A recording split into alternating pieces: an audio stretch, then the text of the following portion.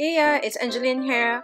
Welcome to the month of June, and when a brand new month comes, a brand new sentiment kit is here, and this month's kit is so cute.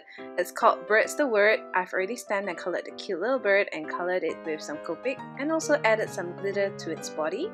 And today I'm going to show you how to use your thin washi tapes. You could use any kinds of washi tapes that you have, but I thought this would be cool to create a fun background just using the various tapes that I have. So what I'm doing here is just sticking the washi tape to my card base, and I'm just going at a random pattern here.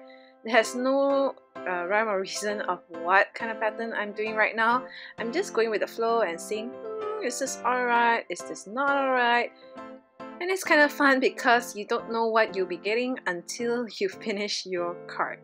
So just have fun, grab whatever washi tapes that you're hoarding, collecting or saving, and use it on your card here and create a fun background to go with your stamps.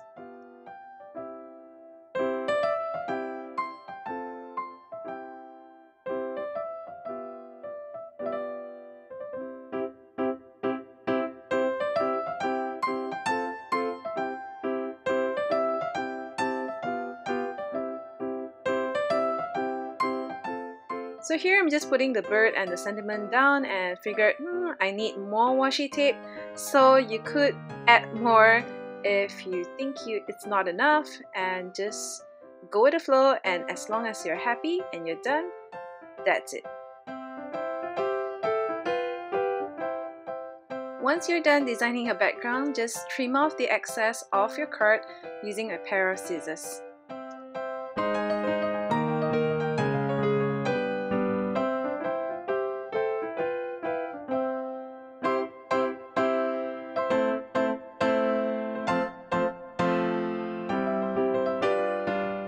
So now that I'm happy with my design, I'm adding some foam adhesive tape to the bird and also the sentiment to pop them out.